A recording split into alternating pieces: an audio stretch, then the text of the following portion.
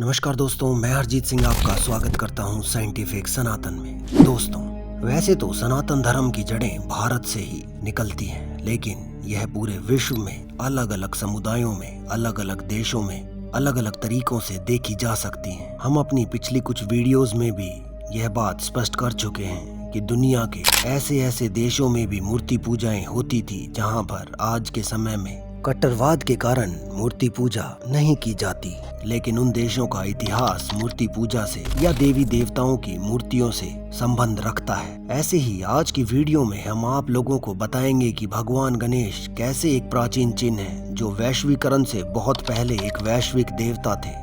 मध्य America, फारस, Iran, Afghanistan, चीन, Japan, Thailand, Cambodia और कई अन्य दक्षिण पूर्व एशियाई द्वीपों में भगवान गणेश के व्यापक पद चिन्ह मिलते हैं, जिनका इतिहास 50 या 100 साल पुराना नहीं है, बल्कि 2500 वर्षों से भी पुराना माना गया है। और यह बात कोई भारत के लोग या भारत के वैज्ञानिक नहीं बोल रहे, बल्कि इन्हीं देशों के स्थानीय वैज्ञानिकों ने या स्थानीय आर्कियोलॉजिकल डिपार्टमेंट से जुड़े हुए लोगों ने ये बातें दुनिया के सामने रखी हैं। तो दोस्तों, आज के इस वीडियो में हम जानते हैं कि कैसे भगवान गणेश एक हिंदू भगवान ज्ञान, शक्ति और श्रद्धा की सार्वभौमिक अवधारणाओं के प्रतीक बन गए।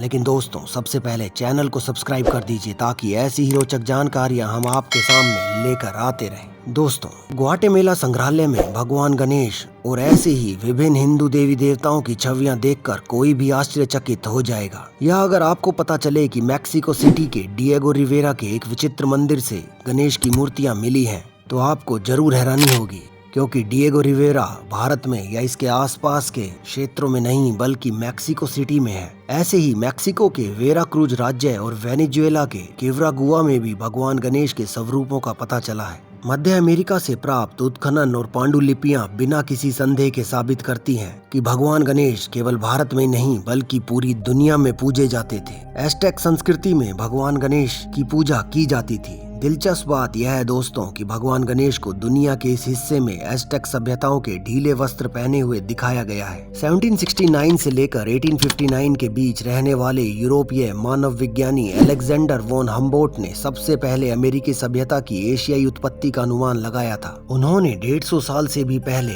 यह लिखा था कि मैक्सिकन लोग एक मानव आकृति की पूजा करते थे जिसका सिर हाथी जैसा दिखता था। इस बात से दोस्तों आप यह अंदाजा लगा सकते हैं कि पूरे विश्व में ऐसी मानव आकृति जिसका सिर हाथी जैसा दिखता था कौन हो सकता है। यह और कोई नहीं बल्कि हिंदू भगवान गणेश ही थे। लेकिन मध्य अमेरिका की बात करें तो वहाँ पर हाथी कोई आम नहीं थे। मैक्सिकन मूर्तियों में हाथियों को औपचारिक भव्यता में दर्शाया गया है।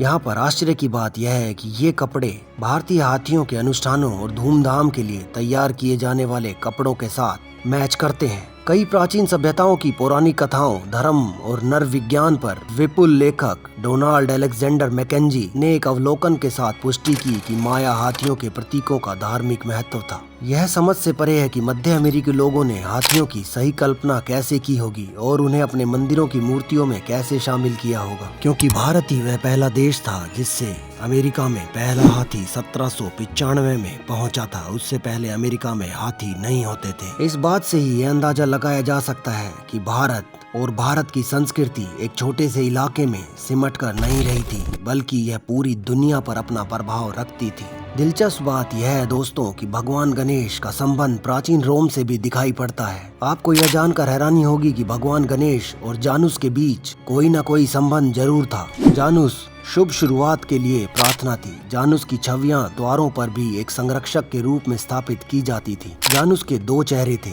एक अतीत को देखने के लिए और दूसरा भविष्य को देखने के लिए। जानुस और भगवान गणेश दोनों ही दो चेहरों से जुड़े हुए प्रतीत होते हैं। जानुस और भगवान गणेश के बीच कई आकर्षक समानताएं हैं, जिसमें उनके ध्वन्यात्मकता के बीच समानता भी शामिल है। जानुस की संख्याओं से जुड़ा एक देवता है। गणेश शब्द के दो घटक हैं, गण और ईश। ईश का अर्थ है का स्वामी, गण का अर्थ है गिनती, संख्याएं, भीड़। गणित को भारत में गणितम कहा जाता है। गणेश नाम से पता चलता है कि वे भीड़ और संख्याओं के स्वामी हैं। गिनती करने, भीड़ से निपटने के लिए आवश्यक क्षमता ज्ञान बुद्धि है। यह बुद्धि ही है जो मनुष्य को बाधाओं को दूर करने में मदद कर सकती है, क्योंकि मनुष्य की बाधाएं मुख्य रूप से उसके मन से उत्पन्न होती हैं। हजारों भक्तों के लिए भगवान गणेश को विघ्नहर्ता के रूप में ही जाना जाता है, जिसका अर्थ होता है बाधाओं को दूर करने वाला। भगवान गणेश की पूजा केवल यहीं तक नहीं फैली हुई है, बल्कि यह दूर दूर तक फैली हुई है। जबकि प्रत्येक क्षेत्र की स्थानीय परंपराओं ने भगवान गणेश के रूप और नाम को निर्धारित किया है। यदि भगवान गणेश को ईरान में पारसी वस्त्र पहने हुए दिखाया जाता है, तो वे थाईलैंड में अपने हाथों में एक पौधा लिए हुए दिखाई पड़ते हैं। उन्हें दक्षिण भारत और श्रीलंका में कुलीन बालक या पिल्लेयार कहा जाता है, जबकि तिब्बती लोग उन्हें तसोगस बदाग कहते हैं। कंबोडियाई लोगों ने उन्हें प्राहा केनेस के रूप में अपनाया।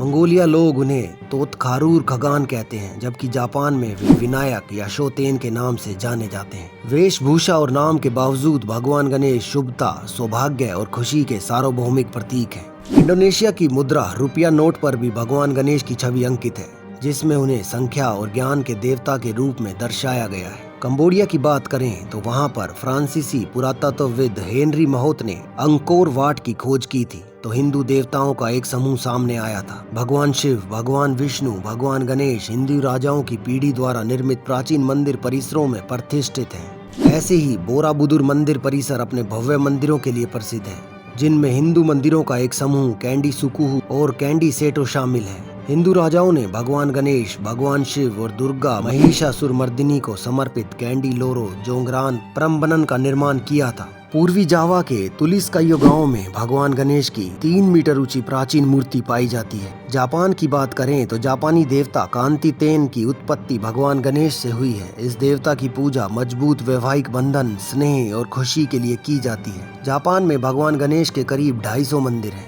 यदि बर्मा की बात करें तो श्रेष्डाओ पगोड़ा के छत के कोनों को भगवान गणेश की मूर्तियों से सजाया जाता है, जिससे इसे गणेश पगोड़ा या महापेइन पगोड़ा का स्थानीय नाम मिलता है। बौद्ध धर्म के आगमन से पहले बागान में कई हिंदू देवताओं की पूजा की जाती थी। उत्तरी चीन में उत्खनन से 531 ईस्वी की भगवान गणेश की एक मूर्ति प्राप्त हुई थी। अपने नाम के अनुरूप भगवान गणेश वास्तव में विश्व भर में असंख्य लोगों द्वारा पूजे जाने वाले देवता हैं। इनके इसी स्वरूप के लिए शंकराचार्य जी ने कुछ पंक्तियां लिखी थी। गुणाति तत्माद्य चिदानंद रूप चिदा भास्कम सर्वगम ज्ञान गम्य मुनि ध्येय महाकाशरूपम परेशाम पर ब्रह्म रूपम गणेशम भजेम, जिसका अर्थ है हम गुणों से परे, आनंद चेतना के अवतार, चेतना के प्रकाश, सर्वव्यापी, जो ज्ञान का स्रोत, मार्ग और लक्ष्य है, जिनका ऋषिगण ध्यान करते हैं, जो आकाश के समान निराकार हैं। सर्वोच्च भगवान श्री गणेश साक्षात पार ब्रह्म की पूजा करते हैं।